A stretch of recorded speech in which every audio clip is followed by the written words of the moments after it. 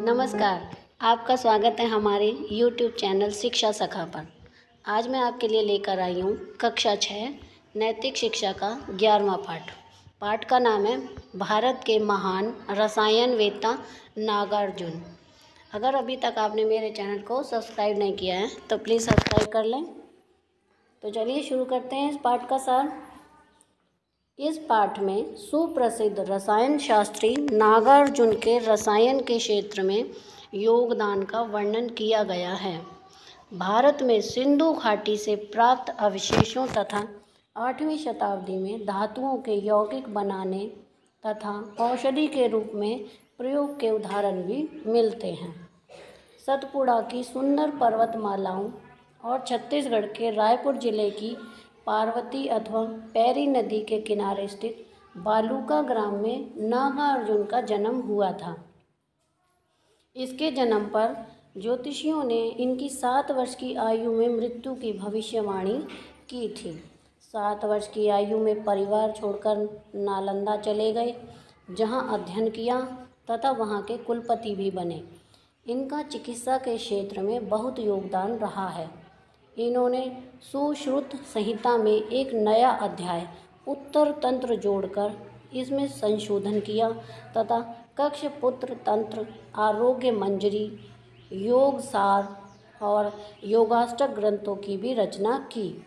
रसरत्नाकर इनकी अत्यंत प्रसिद्ध रचना है, जिसमें विभिन्न धातुओं से निर्मित यौगिकों तथा पारे के यौगिकों को बनाने तथा उनके उपयोगों का वर्णन किया गया है। पारे से संजीवनी, हीरे मोती के संशोधन के लिए वनस्पति से बने तेजाबों, धातुओं को सोने जैसा बनाने के नुस्खों, हिंगुल और टिन जैसे कैलामाइन से पारे जैसी वस्तु बनाने की विधियों का भी इन्होंने वर्णन किया है। एक बार देश में वर्षा न होने से अकाल पड़ गया और लोग भूखे मरने लगे। तब राजा ने इस समस्या के समाधान के लिए इनसे सुझाव मांगा, तो ये अन्य धातुओं से सोना बनाने की विद्या सीखने के लिए समुद्र पार एक द्वीप पर एकांत में चले गए और सोना बनाना सीखकर वापस आकर बहुत मात्रा में तांबा मंगवाकर उसे सोने में बदलकर राजा को दे दिया, जिसे राजा ने विदेशों में बेचकर अन्न खरीदकर प्रजा में बांट दिया। इन्होंने धातुओं के शुद्धिकरण और योगीकरण का वर्णन भी किया है, जिसमें वनस्पति अम्लों को भेड़ के दूध में घोंटने से सिंदूर चांदी को सोने जैसी चमक प्रदान कर देता है तथा पारे की भस्म तथा अन्य धातुओं को मारकर उनके समुचित सेवन से शरीर को अनेक रोगों से मुक्त भी किया जा सकता है।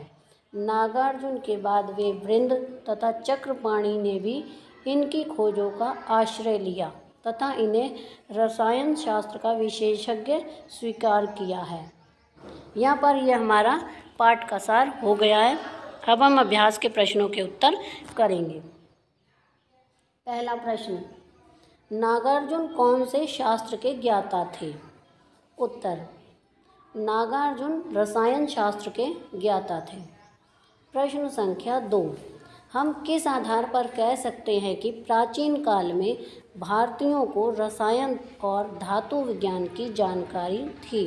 उत्तर, सिंधु घाटी से खुदाई में मिले मिट्टी के रंगीन बर्तनों, चमकीली मोहरों, तांबे और कांसे से बनी वस्तुओं से यह सिद्ध होता है कि प्राचीन काल में भारतीयों को रसायन और धातु विज्ञान का ज्ञान था।